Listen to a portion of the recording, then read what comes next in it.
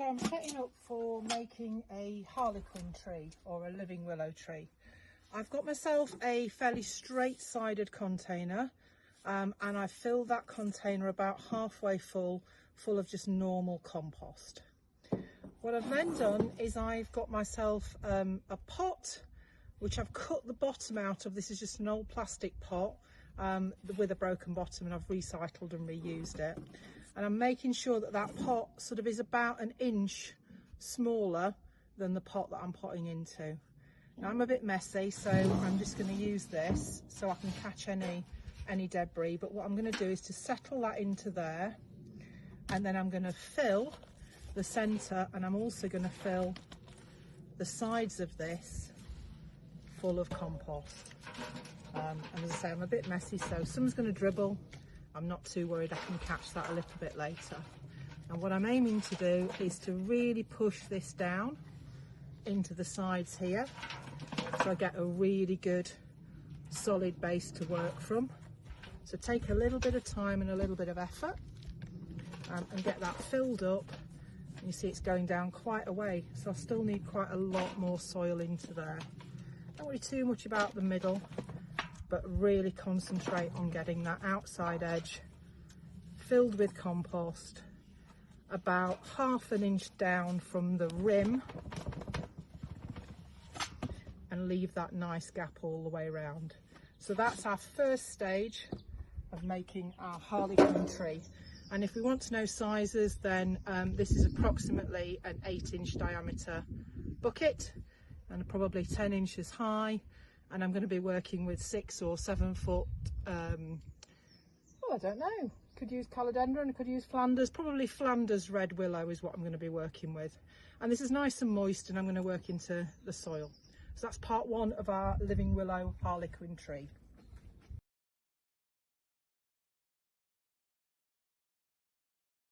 So I just thought I'd talk through with you the selection of willow for my harlequin tree. So this beautiful Flanders Red came from Musgrove's 48 hours ago. It's really important that it comes straight out of the wrapping, and particularly with living willow it needs to go straight into water. It's important with any willow that you take it out of its wrapping. They can sweat, they can develop mould and bits and bobs if they're left. So open it up, let it breathe, let it have a bit of fresh air, but get it straight in water if it's living. So I'm going to go through and I'm selecting the ones that I think are too fat, and I'm leaving the ones that hopefully are all of a fairly uniform size. I've looked at this one, it's got a fork in it. I could cut that off, but I can find another job for it somewhere else. So I'm being really nice and picky. I'm rolling the willow round so I can look at it from all angles. I want a nice straight rod. It is a natural product, so you're going to get kinks, you're going to get little marks, you're going to get different colours in it. That's all natural and lovely and part of the process, but I want to take out those ones that are too fat. Now you might be wondering about how many you're going to need. Well, have a look at the next video, because the size of your container and the design influences how many of these you're going to want. So you need to sort of think about that before you select a perfect number. But they're all ready for planting for my harlequin tree.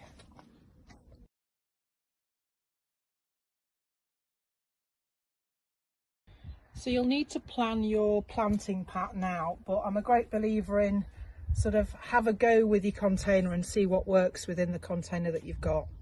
So with this particular container, I'm going to plant my rods straight down, not quite to the bottom of the container, about an inch off. And I'm starting off at what's 12 o'clock for me, and then at 6 o'clock, and then I'm going to go around to 3 o'clock, and I'm going to go around to 9 o'clock, and then I'm going to finish off in between with the rest of the numbers as I went round a clock face. So in total I will have 12 rods. Now I'm going to do this as a single rod harlequin tree, but they look very beautiful if you do them with double rods or even triple rods, and you can plant them with a wider base, you can plant them with bigger willow, you can plant them with smaller willow. There's no exact formula, you just need to work out what works for you, what works for the container and the space that you're doing it into.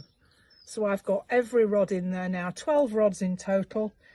Measure twice, cut once. 1, 2, 3, 4, 5, 6, 7, 8, 9, 10, 11, 12. And if you were planting double, you would have just planted 2 next to each other in the same space. So that's the start of my tree.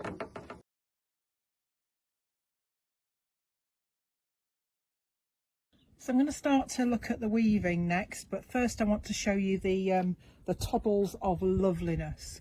I've taken a hair bobble, I've taken a little stick of willow, I have folded my hair bobble in half, and I have just made a toddle from that willow and from that hair bobble. I've got in total probably about 20 or 30 here, more than I need. There are loads of different ways of tying in, but I just find this is the one that works for me. So please do whatever ties work for you, but I like using these because they are adjustable. So this is how we're going to start weaving. The left one goes over the right one. Take another pair, the left one going over the right one. You could put a tie in there, but it doesn't need to really. So if that one's going over, then it needs to go under this one. Can you see? So the one from the right went over, the one from the right went over, and then what I'm going to do is simply put that toggle around and to toggle that in there. And the nice thing about the toddle is that I can adjust that. I can then move this round. The right one went over the top, so the right one goes over the top again, which means that the other one comes underneath and goes on to the next one. So that's woven in again. And another toggle. Now it doesn't matter if I get this a little bit too high, because I can just adjust it and push it down. I work round again. So the left one goes over the right one comes back over and weaves in, and I catch it with a toddle again. I'm going to go all the way around the base, and I'm going to put that first layer in, left one going over the right one, and that one going underneath, and get this first layer all toggled up. And then I should just have left over right, and then that one underneath, and then one more to go, and I've done my first row. That one's going over, so this time it needs to go under. So that's my first row, all in, all woven and all toggled up.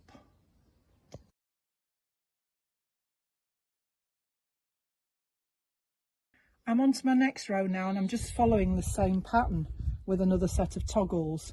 So this rod here went underneath, so it's now going to go over that one there, and again pop a toggle in, and I can adjust all these heights as I'm going. It looks a little bit clunky as you go, but just follow through and underneath, so it needs to go over, and be really careful not to kink your rods as you go. Now you can probably see that it's starting to pull in, and that's what this is here for. It stops it all compressing as we're weaving. Now some harlequin trees I've seen, people have put willow hoops in as they've gone at different levels, but it's a lot of faff, and I like to make my life as easy as possible. So I love to do these toggles, and I love to put that little bit in at the beginning just to take it out. And I'm going to go round. Just a few more to do. You can see when you've gone wrong, under and under, so it's got to go under and over. And I'm just going to get round to this last one, and then I'm going to check all of this is woven in the right way, and just have a quick look before I move on any further and before I do another row.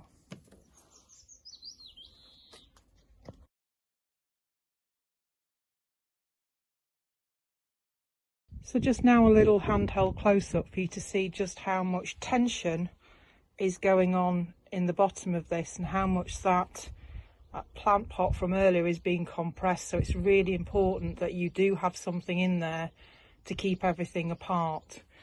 I've worked up my tree, and as I've worked up, I've taken the toggles off and I've piggybacked as I've gone up. So basically I've taken off this row and I've moved it up to the next join up here. So if you look back, you can see that the tree is getting and shaping up now, and we're getting up towards the top. So I'll just piggyback a little bit further up and finish off up at the tops.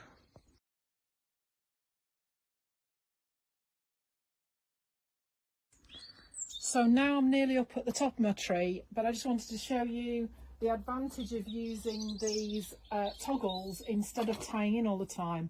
I want you to imagine that if one of these rods had failed or kinked, then if I'd have put ties in all the way, I'd have been messing about and having to untie everything. So the nice thing with this is that I can grab a new rod and say, for example, that this one here had failed, I can back weave it following the same pattern. So all I need to do is get the fat end, where it went over, go over, where it went under, follow under, over again here, under again here, and I'm simply following that rod all the way down to the bottom and planting it back where the original one was. Now I could then decide, actually I might like doubles, so I could add in anything. I can make adjustments, it's great, but if that rod has failed, I can then cut and I can withdraw this rod.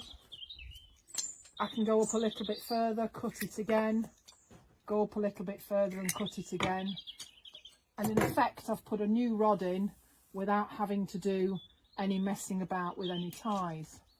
Now I'm just going to take off this toggle because I want to show you next how we're going to finish the top off. And there's a wonderful product from Musgrove's called Stretchy Twine, and it's green, it comes in a big roll. This is the end of a big roll, and I've cut off a little section to use, and I'm going to just pre-stretch it, and it's lovely because it allows the plant to grow, and it's degradable as well, so it will degrade and it will enable this to graft together and form a nice bind here. So I'm just double checking, I've gone under, so I'm going over. I'm going to wrap round 2 or 3 times, and then all I'm going to do to finish that is a couple of knots. And I've already been round, I've already finished off all of the others, and this isn't movable now. So this is like my fixed height I'm finishing off at. So what I'm going to go around now is cut these, and I like a sloping cut, whatever height you want to finish this off at. So I'll trim round, and it might be a little bit easier if you're on the floor, but you can make a nice finished job of this. And that is roughly probably about 3 foot, 4 foot tall. So that's my harlequin tree. I did mention earlier that you can be putting hoops in as well if you want to maintain the shape. This is going in slightly and tapered, which I think is beautiful. But what you can do is pre-make a little hoop. This is just from some living willow. It will die off, but you can insert that into here. You can very gently flex it in, and this could be tied into one of your binds. You could put 1 or 2 in if you want to maintain that trunk shape as you go. But in effect, there is your very beautiful harlequin tree.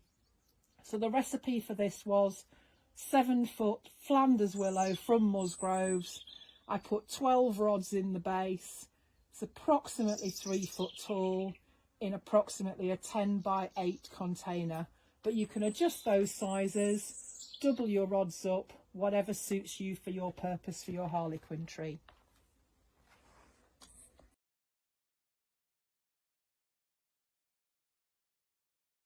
So just the last thing with the harlequin tree is to have a look at how we consolidate the bottom section here. If this was for me at home, I would leave this pot in and I would wait until the roots establish, they're nice and firm in there, and then I would cut that out simply by just getting my secateurs and cutting down with my secateurs, breaking the pot up gently and extracting it. Now, it's not a very environmental way of doing things, but that pot was broken and was destined for the bin anyway, so I've given it another purpose and another life. There are 2 other options. You can make a willow hoop, and you can have that willow hoop at that bottom level to push and things out and push them onto the edge of the container. But I just find that is really clunky for me and really difficult to manage. The perfect solution is to use the cardboard inner tube from a carpet or from some sort of lino from a DIY store. I've only got this size, so it wasn't big enough for this project, but that's perfect because you can just push that down into your soil. That will naturally biodegrade. You don't have to take it out. It's organic matter, so it will get absorbed into here. Just make sure that you've got no plastic or no sticky on there when you put it in, but that could go into there without any problems whatsoever. You could also have it slightly less than the height of your pot, so that you could dress it over the top of it with some stone chips if you were selling these. So recommendation to you to go and have a chat to your local carpet person and see if they've got any of these rolls handy. They come in sort of 8 and 10 foot lengths, and you can just cut them down with a normal panel saw really easily. You don't need anything flash or anything expensive to do. So that would be your last job. Decide where you want any hoops in, decide how you're going to consolidate your bottom.